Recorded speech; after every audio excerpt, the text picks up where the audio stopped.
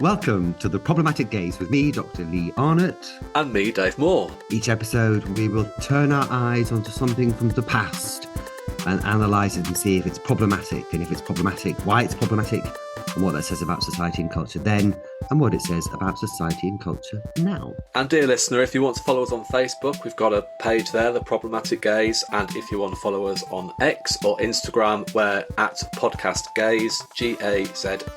So, how's your week been, Dave?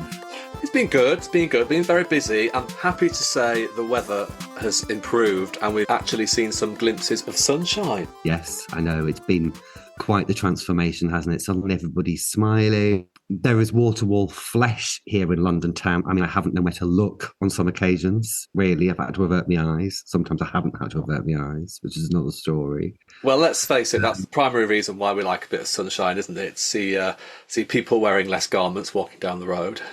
For me, it's the vitamin D intake, Dave. Oh, just me then.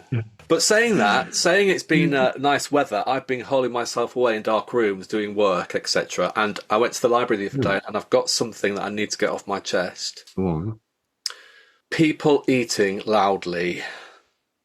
Oh my God. Yeah.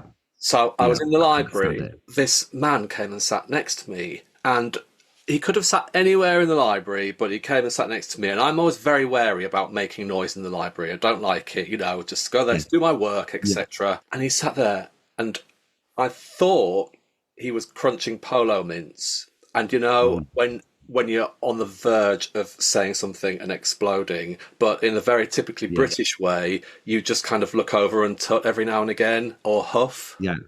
Yeah, so when you're in the library, so you probably sigh very heavily. There was a lot of tutting, huffing and sighing going on.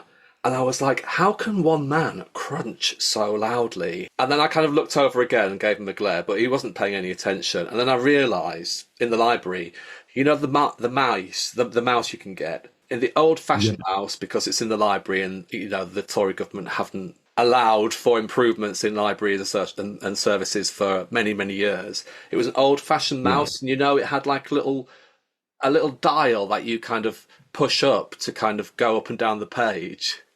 Oh, yeah. It was that was doing the crunching. But it sounded like he was crunching on a polo mint. So I almost, when you get the fear, I almost had to go at him and told him to stop crunching. And then he would have said to me, it's the mouse. Yeah. So how many times have you gone over that in your head? A lot of times about how much of a dickhead I would have looked if I'd have said to him. But people chewing loudly in general, I've got that condition. I can't remember what it's called. I can't go to the cinema. I don't go to the cinema when the lights go down and it dims and the silence descends, apart from the fucking crinkle of crisps and sweet wrappers and just rustling of papers. I hate it. it. And if someone's chewing loudly, oh my God, no, it's all over. See, over. I'm one for cinema where I take some popcorn in me, but I'm very, very careful to take one out at a time, put it in my mouth and dissolve it in my mouth rather than chew loudly. God. But we're of that age, we have manners. And another thing I've been really worried about lately is the fact that I'm getting old. I'm an old gay. Oh, wow. Listen, I had an existential crisis this week on the bus coming back because the sun was this is so pathetic. The sun was shining through the window, so the hairs on my arms are looking particularly vibrant, and one of them is white. There is white hair in the middle of my fucking forearm. I looked at it and I was like, oh my God. Oh dear. So that's the first, but I'm happy to say the collar and cuff still match, darling, so winning. And no more have I felt so old this week as trying to create a reel on Instagram. That is how I know that I'm old. Obviously, we're trying to up our social media presence a little bit here on The Problematic Gaze, and for the life of me, do not know how to create a reel. I'm going to have to consult YouTube. I'm going to have to consult my nieces and nephews to try and see how we can construct and get a media present. In fact, I might actually hand it over to my 14-year-old niece because she would do a better job than we would. Yeah, they're gonna do a much better job at it in like half an hour. It's pathetic, isn't it? I find it really confusing. I just don't understand it. What's a reel? What's a post? What's a video? What's my fucking story? I don't understand. So, what have we been watching this week, Lee? Well, this week we have been watching a British film from 1961 called Victim, which was directed by Basil Dearden and starred Dirk Bogarde and Sylvia Syms, and was a landmark movie in many different ways for many different reasons. Primary reason being it was the first kind of positive portrayal of the homosexual on a cinema screen. So that's what we've been watching this week. Yeah, so 1961. I mean, that's early, isn't it? That's 7 years before the decriminalisation of homosexuality in broad terms. Yeah, roughly, yeah. Wolfden 67, I think, and then but Right. the legislation takes a while to trickle through. But yeah, I mean, it's very much like watching a Britain of the 1950s. I mean, the 60s haven't stopped swinging yet. You know, decades don't really kick in until the 40th year, and you can smell the Bakelite in this film, can't you? You know, it's very much a product of late 50s Britain. And what do you think of it? Well, first of all, I have to say, just from a kind of directing point of view, it was a beautiful looking film. I just thought it was really well written by Janet Green and John McCormick, really well directed by Basil Dearden. There was amazing shots of London. I mean, London was essentially one of the characters in this film, wasn't it? And it really kind of, it just stood the test of time in the way it was filmed, and it really drew you into that world. It was, you know, it's a neo-noir kind of suspense film, wasn't it? The way it was lit. You know, you reminded some of like, you know, the American film noir films. It kind of really lent to the kind of like oppressive atmosphere of the subject matter. So yeah, really well acted. You know, it's really great casting in it. And I think it's really kind of stood the test of time in as a classic piece of cinema. So that was my initial thoughts of just the way it looked. It kept you gripped. It wasn't, you know, some black and white films, you know, of old. They're quite stilted and, you know, they tend to drag. You know, there's not much sense of plot going through it.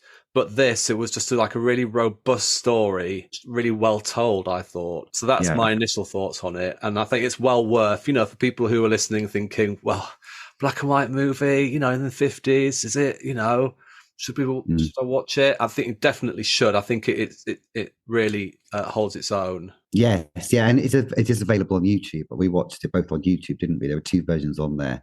Yeah, and the one we watched, the one that you suggested we watch, was like an HD version. Yes. So you know, the picture was just really crisp and clear, and I just loved it from beginning to end. Actually, yeah, I mean, I'm so pleased you enjoyed it. I'd seen it a couple of years back, and I could appreciate it then. But after doing my PhD and obviously researching a lot of what was happening to queer people at this time, the rewatch of it has proved like really fruitful. So I'm looking forward to our deep dive into it. But before we do, should we have a look at what was happening in the wider world of film and TV and music at the time? What do you fancy first? What was happening in the world that year? What was happening in 1961? What were the big events? Okay, so while we're looking at this, I mean, I think we should mention that this is probably the first film or piece of culture that we've watched that we weren't alive when it was first released. Everything else we have kind of like a vague recollection of in our, you know, however young we were from 1974 onwards. But, you know, we've really taken pulled ourselves back in time, haven't we? So we've got no primary knowledge of this film or the events that were going on around it at the time. But anyway, let's have a look at what was going on. JFK is sworn in as the 35th president of the USA in January of 1961. Obviously, that's going to be a fairly huge. His presence is felt later on as what's going to develop into the full-blown Cuban Missile Crisis kicks off really this year. Russia is just circling around Cuba. That's just starting to tinderbox away. My dad remembers at the time everybody's thinking this is it. It's going to be nuclear war. Yeah. Cold War is really cold at this point. This is kind of like the first almost peak, coming up to the first peak of the Cold War. Obviously, we're having a second peak in the 80s. Yes. And also look at what's happening in Berlin. The Berlin crisis is this year, which means that by August, the Berlin Wall's going to start to be constructed, So it's 1961, but the effects of the war, which was 16 years before, are Yeah. still really present everywhere.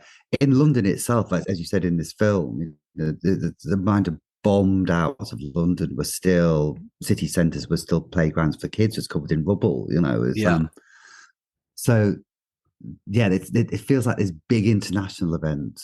Yeah, and just related to the Cold War, on January the 9th in 1961, the British authorities announced they had uncovered a large Soviet spy ring, the Portland spy ring in London, which, I don't know the intricacies of that. I have read various articles on it, but we don't need to dwell on it too much. But I just think it's really important that there was a sense of a paranoia here that, kind of lends itself to this film. The political culture, and especially the international culture at the time, was of that of paranoia.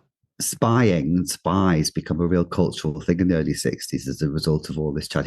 James Bond, Doctor Knows, I think it's 1960s, I think that's released. And The Avengers, which actually this debut on TV, which will become kind of the spies become a real cultural moment until about 66, 67. And it's all feeding from this kind of slightly paranoid, what's happening atmosphere, as you say, this film kind of taps into as well. I noticed there are a couple of entertainment things. The Beatles performed their first gig at the Cavern Club in February 1961. They're going to become pretty famous pretty quickly. Well, this just shows how far we're going back, that the Beatles haven't even become famous yet. Yeah, we're pre-Beatles. It's amazing, isn't it? I know. Barbie gets a boyfriend when Ken is introduced. Yes. Another long-lasting one. Did you used to play with Barbies when you were a kid? Yeah, well, I did. Yeah, obviously, my next door neighbour Patricia had Barbies and a Girl's World. Remember a Girl's World? They were like makeup heads. Yeah. Like a disembodied head. I loved it. God, I coveted it. She wanted my Action Man, so we had a fair swap in the back garden. Yeah. Away from the peering eyes of our parents. That's one of the advantages of having a younger sister 4 years younger than you. You can play with her dolls, which we all did as little gay boys, didn't we? Not definitely, all of us. That's sweeping generalisation, but yeah. a lot of us did. I never did. Yeah. Speaking of gay things, Judy Garland performs her legendary comeback concert at Carnegie Hall in April. People had written her off. Yeah. But she's like bigger and better than ever. And I noticed that Yuri Gagarin becomes the first human to be blasted into space in 1961. Well, of course, that again lends itself to this, arms race, Cold War arms race. Okay, so what was going on in the film world in 1961? I did see two big ones. West Side Story and Breakfast at Tiffany's were both released in 1961. Obviously, both very iconic. But I was struck by how many titles I just didn't recognize at all. Yeah, not a lot of stood the test of time, really. La Dolce Vita, obviously, was there. It's at number 9 in the highest grossing films in 1961 in the United States, anyway. But I have to admit, I'd never seen West Side Story. Have you? No, I've not. I've tried to watch Breakfast at Tiffany's, but I got really bored. Did you? Like her. Yeah. I really like Breakfast at Tiffany's. It's great, but there is talking about problematic. There is kind of a performance by Mickey Rooney as a Chinese man. Okay, that's considered a bit swept under the carpet because of the love for the film. Bit icky. Well, there was some stuff on TV as well. Shall we have a look at TV now? There's quite a lot of shows debuting in 1961. As I mentioned, The Avengers, which for many will come to epitomise the 60s in a television show, debuts in 61. Points of View debuts in 1961. The Rag Trade, now this is one I've never seen, but that was a hugely popular, wasn't it? So kind of Miriam Carlin and Sheila Hancock, Barbara Windsor, Reg Varney. Yes. Wanda Ventum. How do I know that name? That's Benedict Cumberbatch's mum, and she's been in Doctor Who 3 times throughout its history. Right. There's lots of continuing shows, which I'm sure people will recognise. Blue Peter, still on TV at this point. Dixon of Dock Green, that went for decades. An old BBC cop show when policemen and TV shows were presented as your familiar, friendly Bobby. One thing of interest was the final live episode of Coronation Street is aired. From now on, all episodes are pre-recorded. So, I mean, Right. can you imagine going live on something like that? On an episode of Coronation Street? Yeah, I mean, it's just, there's that, I see there's Armchair Theatre is being broadcast at this time. There's a famous episode of Armchair Theatre where they're broadcasting it live and the actor dies. Just before the second act interval, and they have to work around the fact there's a dead body. It was one of Verity Lambert's first TV jobs. No. And the actor died, and that's when Sid Newman realised she could do it, because she just pulled the whole floor together and managed to get it broadcast. There was a dead body in the middle. I think they moved the body, but then suddenly he wasn't supposed to be dead, obviously, so they had no actor to suddenly, they're an actor out while they're broadcasting. And you've got 2 minutes of the commercial break to sort it out. So why don't we segue into what was going on in the pop charts, looking at the official singles charts from the 31st of August 1961, which was the day that this film Victim was released. So number 1, Johnny Remember Me by John Layton. I have no idea. Don't remember you, Johnny. Sorry. I'm sorry, Johnny, and I'm sorry, John Layton. I don't know you. There are names in the top 10 I recognise, but the songs, I have no idea. Helen Shapiro, Shirley Bassey, Billy Few, Petula Clark. That's it, actually. What's the earliest song in the charts that you know? Mine is at number 10. Ricky Nelson, Hello, Mary Lou. Oh, yes, I know that one. That's my first one I know. Yeah. I mean, Cliff's there at number 15 with A Girl Like You. It's a real, again, 1950s, isn't it? It just looks like the 1950s here. We've got Buddy Holly in the top 20, Del Shannon in the top 20, Bobby V. They're all Eddie Cochran. They're all those names you know from the 50s. Brenda Lee's in there. But it feels as though culture's screaming out for a kind of a revolution in a way. But I mean, that's looking at it retrospectively, knowing what's about to come out. At the time, this probably felt fresh and new. But I mean, Let's Twist Again is just coming in at number 30. I know it's a re-release. Ignore that. Look at it. Yeah, there's Roy Orbison's in there. Yeah, Elvis is there. Ken Dodd is there. Anthony Newley.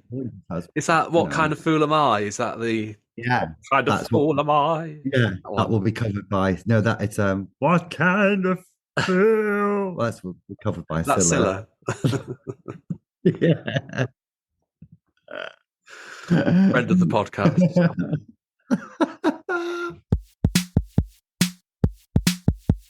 Now, before we discuss the film, we are going to spoiler it. It's not as if you can spoiler a film that was made in 1961. So if you haven't seen it and don't want to know what happens, then we would recommend going to watch it on YouTube, because it's worth an hour and 40 minutes of your time. So, Dave, what happens in this film, Victim? What happens in this film is the central character is Dirk Bogarde's character, who's called Melville Farr, who's a lawyer, is up and coming, very popular, up for becoming a QC at 40. Dirk's got it all. He's got the good job, the good home, the beautiful wife, but secretly he's homosexual. And a boy that he had a liaison with, we'll put it that way, because they never had sex with each other, but they obviously formed a romantic relationship. A guy called Jack Barrett, whose nickname is Boy, he is being blackmailed by somebody who has an incriminating photo of Jack Barrett and Melvin Farr. And he goes to Melvin and wants to get in touch with him again and to say that I'm being blackmailed, but Melvin thinks that Jack might be trying to blackmail him. So basically that's a turn of events, and then what happens is Jack Barrett's stolen from his employers to pay off the blackmailer. He gets caught by the police and he commits suicide in a prison cell.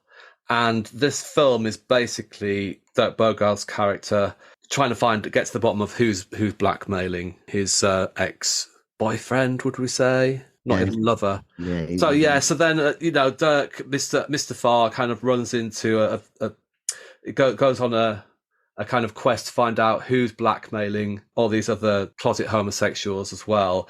And it kind of turns into a decision. You know, he has to arrive at a decision as to whether he will brush everything under the carpet for an easy life or out the blackmailer, thus outing himself, etc., and destroying his marriage. So what decision will he make? So that's basically it in a nutshell, but there are lots of intricacies on the way. I mean, it was just so rich, this story. It was just so jam-packed with things, wasn't it? Yeah, it really is. Honestly, such a groundbreaking film, the way it deals with and shows queer people. Because a bit more social context for this, the 1950s in Britain are particularly homophobic. And by the end of the 1950s, the police are honey trapping gay men. They are raiding gay venues. You know, they arrest more gay men and imprison more gay men at any other point, even surpassing the Victorian persecutions of gay men.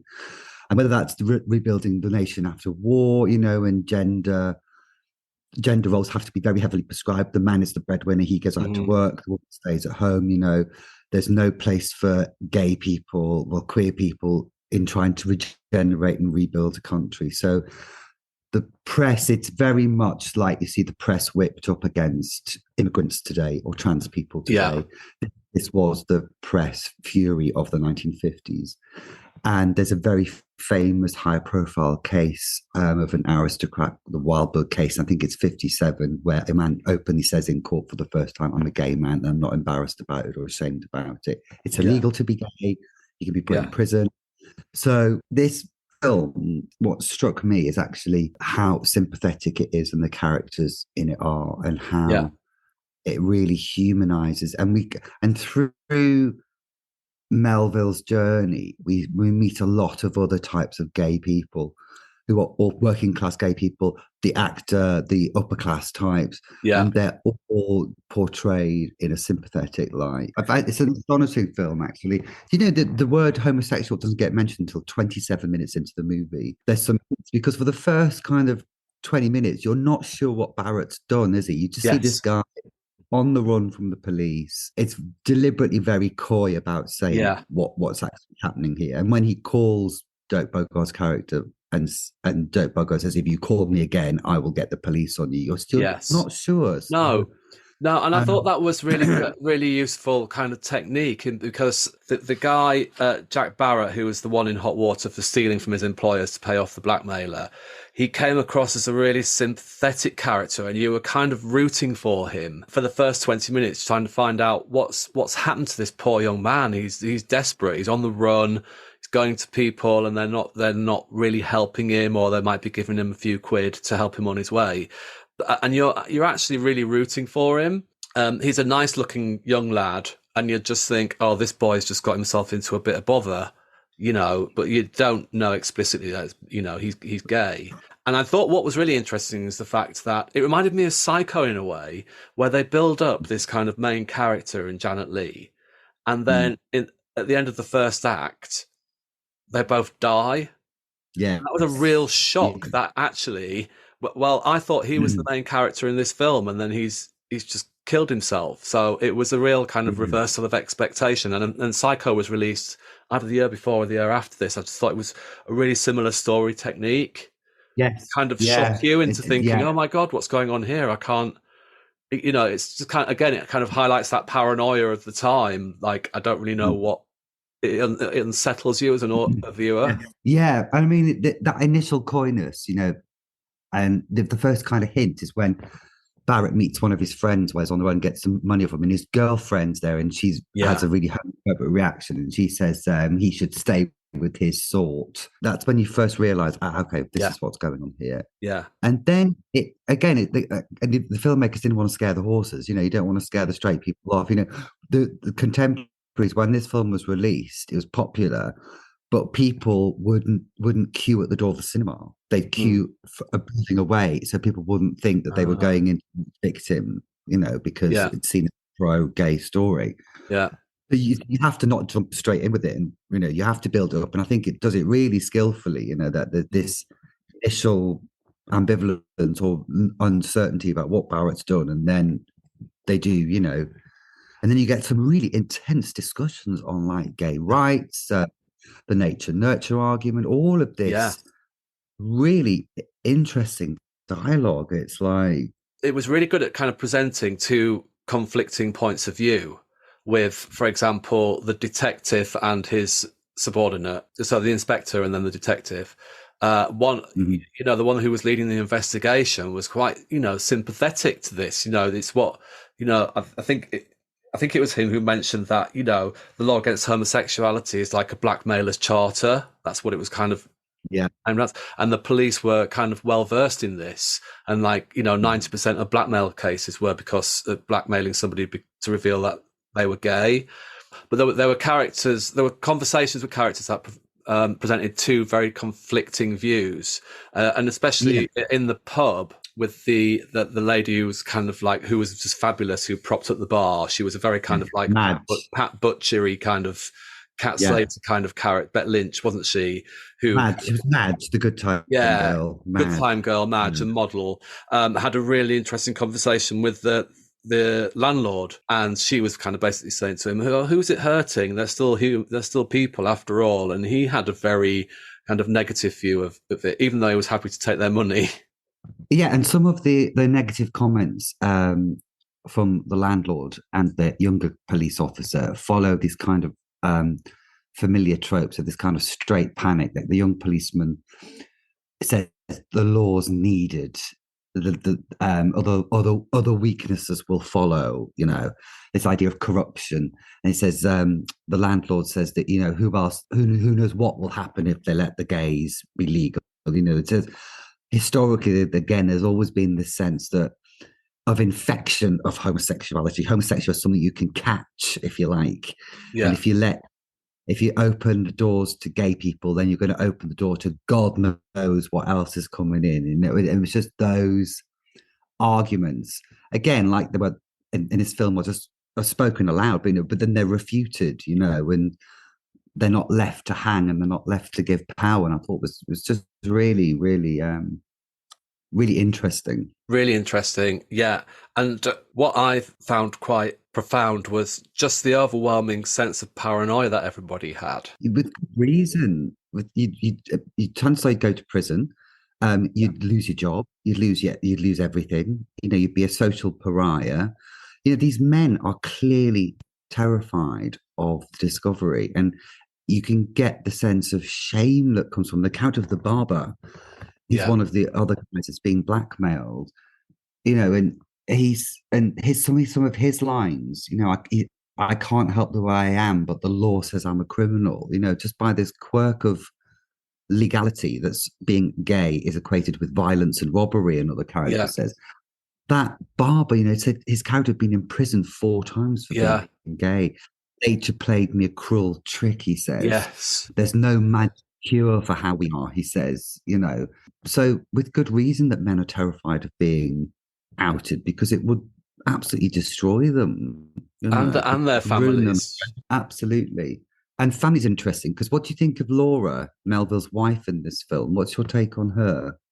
Well, again, it was a kind of a bit of a reversal of expectation, really, when they started to, when Dirk Bogarde went back to his wife, who was played by Sylvia Syms, who was just absolutely gorgeous, by the way. The big shock for me was that she already knew of his proclivities, shall we call them. They entered into their marriage with her knowing about them, but thought that it was something in the past. And she came across as quite a sympathetic character as well. She was obviously conflicted by what she was presented with and what she'd lived with, etc. And then she had to go through a process of, a processing of what he told her. But ultimately, even though she really wished that she hadn't been put in this situation, she actually came across as quite sympathetic towards him. And ultimately she decided to, after much debate with her brother, who was, her sounding board, decided to stand by him, which I just thought was just very, very forward thinking as well. Yeah, she's represented in some ways as kind of the ultimate in femininity. She's super glam. She's got this job that deals with special children, this nurturing maternal role, and she's clearly got no kids with him. And her first scene she's talking about her brother who's recently widowed. She's saying we'll have to get him a good Mm, wife. So she's very much yeah. stressing the model of heteronormativity. But again, it's an incredible film that she does take on board what she lives with it. She knows about him being gay, and that she's happy to stand by him because it's going to be rough when he outs himself, by ultimately by prosecuting these blackmailers. Okay. So let's just spend a little bit of time talking about Dirk Bogarde. What do you know about him, Lee? Well, I mean, for him, this is quite an incredible role to take because Dirk Bogarde is a gay actor in the closet. He lives with his long-term partner. It's kind of one of those open secrets. But I mean, pretty much after this film, he said this film effectively destroyed his career. And before this film, he'd been known for playing the matinee kind of roles. He was he had a kind of an approachable sexuality and a handsomeness that wasn't threatening to men, but made him lovable to women. So he appealed to everybody. And it was a real step for him to make this. And he knew it was going to be controversial. And as I said, it kind of effectively ended his career. And, when you hear about why Sylvia Syms took the role, because she was good friends with John Gielgud. She'd been in the play with John Gielgud, another actor who'd been arrested in the late 50s for being gay. And she'd been so appalled by his treatment at the time that's why she took the role of the wife in the film, because, and again, for these two actors, a really brave thing to do at the time, because as we've said, this was the first really kind of sympathetic portrayal of gay characters on screen ever. She's an interesting character, isn't she? She's just again the lines and the sympathy, the sympathetic portrayal when you think that. I think a couple of years before this film was released, there'd been a big movie on Oscar Wilde, which never once mentions the word homosexual. So for this movie to come out Yeah. 2 or 3 years later, be so kind of in your face with it, and to actually show the main character as a gay hero, because ultimately he is a very morally good man who does the right thing. It's just mind blowing, really. Yeah. I just thought, we've made such huge strides and advances, for gay people to be able to come out, especially in this country. I'm not saying it's the same all over the world, to kind of see it presented in this way in the 60s, of this just huge amount of shame and secrecy, and the way it doesn't affect just the individual gay person's life, but all those around them. It kind of like flags back to you, well, to kind of like the individual, like me when I was coming out, the amount of shame I felt, and that was even in the 90s. So, was it ever thus that, there's still gay people carry this burden of shame with them, which fortunately now it's much, much easier to kind of be able to live your life and say who you are and be proud of who you are. But it still resonates within me, I'm sure within you as well, that we still felt the same feelings that they felt in the 60s. Like I say, it's much easier now, but it just made you feel so sad for these characters, who were just living their lives, being able to get good jobs, have professions and careers, etc. But there was that fundamental part of them that they had to suppress and keep quiet, because if they did, they would be blackmailed, or, they would be shunned from society and their families as well. It kind of really rings home just how far we've come, but just how incredibly sad it was back then. Yeah, absolutely. I mean, and the whole blackmail thing's an interesting thing, because that was always another reason given why you were allowed to exclude gay people from certain jobs and roles because of the threat of blackmail, which was very real. If you got into a position of power, were discovered to be gay, that's an amazing weapon someone's got against you in those days. Yeah. But yes, desperately sad. And even though, as you said, we've made great strides in this country, I'm sure there are still people up and down the country unable to live their genuine lives. Yeah, so it still exists, doesn't it? And it'd be incredibly flippant of us to say, oh, everything's all right now, because there are still Yeah, people, like you say, up and down the yeah, country who, still, like, harbor those feelings of shame, who can't come out to people. yeah, And it must be incredibly difficult for them to see other people out there living their lives and free of that, unburdened of that shame, etc. And yeah, in other countries, not even too far away from here, Russia, for example, most parts of Africa, and around the world, who, that this story is still their continuing to lives. this Yeah, day on the planet. Can we just talk about one thing? The blackmailer is revealed now at the end. There's an even bigger shock about who the big person is, who's kind of pulling all the strings of the blackmailer. But the actual blackmailer that we see, who's this kind of motorcycling bad guy, who's also got a little hint that he's gay as well about him. The yeah. camera in his apartment pulls up to one of those Charles Atlas bodybuilder pictures, and I was like, oh, I wonder if you're actually internalized homophobia going on there as well. I'm trying to figure out what his name. Oh, it's called an actor called Darren Andy. Nesbitt. But that wasn't Yes. really what I wanted to talk about. I just wanted to talk about how incredibly hot he was. Yeah, he was. He was a beautiful man. Yeah. He rocked up in Doctor Beautiful. Who a year later. 2 years later, he's in Doctor Who's first historical story, playing a Mongol lord. Yeah, and he, yeah, I just realised it's Darren Nesbitt. Of course, it is. Yeah, he's lovely looking, isn't he? Yeah, Yeah, it did feel to me as though he was acting in a different movie to everybody else. I don't know, there was something about his performance that was quite Machiavellian and moustache twirly, etc. yes, yes. He was on the more panto end of the spectrum, wasn't he? Yeah, in comparison to kind of the extremely kind of like staid performances that everybody else was giving, he was Yes, the most yeah, camp person in the film. yeah. The irony. Yeah. Yeah. And then it's. I thought what was also interesting is, sorry to spoil the end, dear listener, if you want to watch it, but what did you think about when the main blackmailer was revealed? As What? the woman who, as the, Yeah. yeah. Well, again, she presented her reasons for it doing it as ideological. It was a religious thing for her that homosexuals were disgusting and dirty. That's why she was wanting to blackmail them, because they needed to be punished. So another of those viewpoints put into the film, just another final. This is another thing that gay people have to deal with. Yeah. This film really did. Audience reactions to it were incredibly positive at the time. Yeah. Everybody was like, they really wanted the Dirk Bogarde characters to succeed, and they wanted the villains to be caught. So, and you can't hold it responsible for ultimately what will happen with the Wolfenden No. report. There does seem to be a sea change in opinion. In 1961, when this film was released, 43% of British people wanted the law on homosexuality reformed.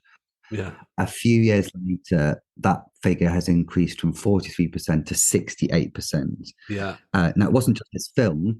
There's lots of other campaigns going on and stuff, but it does show that this film is maybe the vanguard or part of this. Yeah, there's some growing feeling towards the laws against homosexuality being unnecessarily cruel. Because I could imagine that, there are, for the grand majority of the population in 1961, they knew of somebody, or they were friends with somebody, worked with somebody, or there was someone in their family who they saw, whether it was spoken or unspoken, saw people they knew kind of suffering under this kind of what could be seen as a draconian law. And there was kind of this groundswell of, we're all human beings at the end of the day. Look at this horrendous world event that we've all experienced. Aren't there greater things in life to be upset about and to be angry about than who someone should choose to love? I mean, this film didn't hit in America, by the way. It was banned in America. They wouldn't take it, but certainly in Britain, absolutely, it helped move things. And so, not a problematic film from our gaze perspective, really, is it?